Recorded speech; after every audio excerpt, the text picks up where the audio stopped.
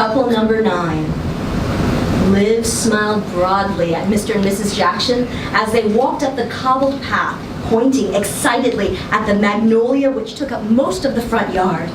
It was majestic. Leafless branches weighed down with fat pink blossoms. The house behind it, no less so. 3 floors, including a half-submerged basement, 11 rooms, roof terrace. Liv made sure to tell the Jacksons this as they approached the front door. She unlocked it and pushed a half-empty paint bucket to the side to allow the couple to enter after her. She pulled open the curtains in the living room to let the sunlight in and began the routine tour. It all went very well, for about 10 minutes. It smells like fresh paint. Mrs. Jackson wrinkled her nose. Was it painted recently? Just last week, Liv said cheerfully, as if this were some sort of bonus. How come? Mrs. Jackson asked. The lies had become routine, but they still sounded feeble. Oh, the last family to visit had a toddler. It was a bit of a mess, all cleaned up now, though. To the kitchen, then the dining room, and back through the living room, where she pulled open the curtains to illuminate the original hardwood floors and the intricate vine leaf stucco, peppered with fat cherubs, who looked down, stony-faced, at their domain. The Jacksons were delighted with everything. They tried to hide it for a few minutes, but quickly gave up to praise the house's antique elegance. Up the creaky stairs, which only sounded very vaguely like distant wails, the Jacksons took a deep breath on the terrace. The fresh paint was making Mrs. Jackson queasy. Liv made sure to stand between the Jacksons and the bathroom mirror as they looked around, but they were too busy enjoying the colorful bathroom tiles to notice. Imported from Spain, they clean like a charm, Liv assured them. Mrs. Jackson did nothing to hide her delight for the wall-length built-in closet in the master bedroom. Liv made sure she didn't look inside and clapped her hands with the excitement of a child at the brightly lit guest bedrooms with windows overlooking the magnolia. The fumes soon had Mrs. Jackson lightheaded again, though, and they went for a walk in the garden before entering through the basement door. Liv no longer recoiled at the spiders which scuttled underfoot, but managed to step on each and every one and hurried the Jacksons back upstairs for a very brief peek into the basement rooms. Mrs. Jackson said she needed a rest, and they sat down on an old, dusty couch in the living room, the last bit of furniture in the house. Liv pulled open the curtains and threw open the veranda door for good measure. She was feeling nearly optimistic. This was the farthest she had ever come with any potential buyers. And the Jacksons were chatting excitedly about how they could furnish one of the guest rooms, one of the bedrooms, for when the baby arrived. That was when the door slammed shut. The Jacksons jumped and Liv groaned. She had come so close. What was it this time? She could try to pass it off as a draft, perhaps, or... What is that? I don't remember that being there. Mr. Jackson followed his wife's finger to the stucco. One of the cherubs looked decidedly less angelic than it had earlier. The arrow-tipped tail was a new addition, but the horns and snarls were the same as always. Did you hear that? Liv didn't need to listen, but Mrs. Jackson perked up as Mr. Jackson asked them all to quiet down. The scratching started on the other side of the dining room door, then moved across the wall and to the door that led to the entrance hall.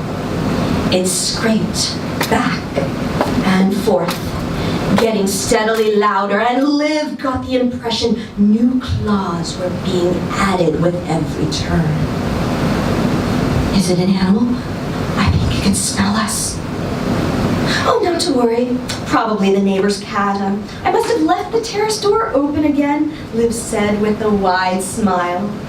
She was going to add something, but that's when the writing started to appear. Mr. Jackson screamed, "Ah!" It appeared first in the middle of the wall, at about hip height, red and dripping and shaky. Then it expanded at random, popping up all around the walls and the doors until the whole room was waist deep in that bloody script. Leave. Leave. Leave! The Jacksons didn't need to be told twice. Afraid they might try and kick the door down, Liv ripped open the curtain and swung the veranda door open. That meant she forgot to cover her ears for the piercing screech. Ah! That shot through the house and followed the Jacksons down the paved path all the way to their car. She didn't try to stop them. Once the Jacksons were in their car, the screeching stopped. Liv opened the doors to the hall and the dining room again and inspected them for damage. The scratches were bad, but she'd seen worse. She could probably sand down the wooden doors to hide them. The upstairs bathtub was filled with blood again.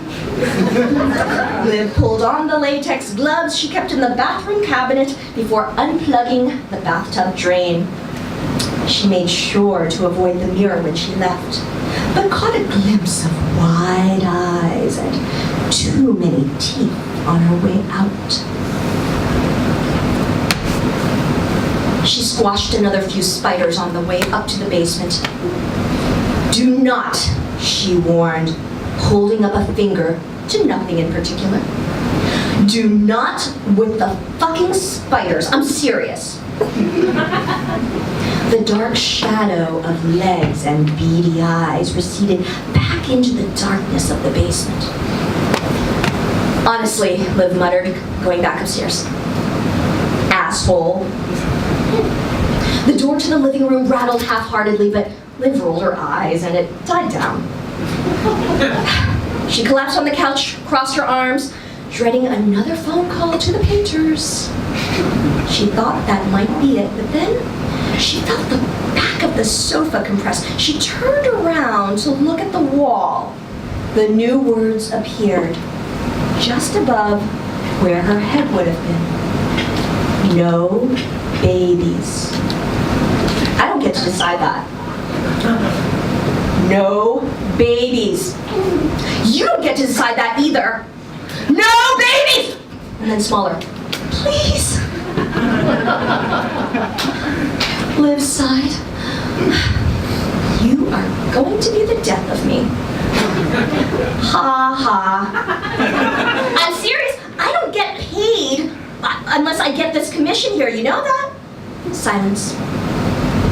Liv picked up her bag. "All right, see you next week. Don't scare the painters, please. I keep having to find new ones. You know I'm going to sell this place sooner or later. I'm not giving up. Stubborn as a mule, my mama used to call me." In the entrance, opposite the front door, she found me. 9. Liv. 0. We'll see about that. Maybe I'll sell to some Ghostbuster family with 8 kids. How would you like that? Fuck you. Yeah, well, fuck you too. A flurry of magnolia blossoms swept past her on a breeze as she made her way to the front gate. As she sat down in her car, phone to her ear, Liv saw the living room curtains open. Just a peek, just wide enough to show a wide, victorious grin.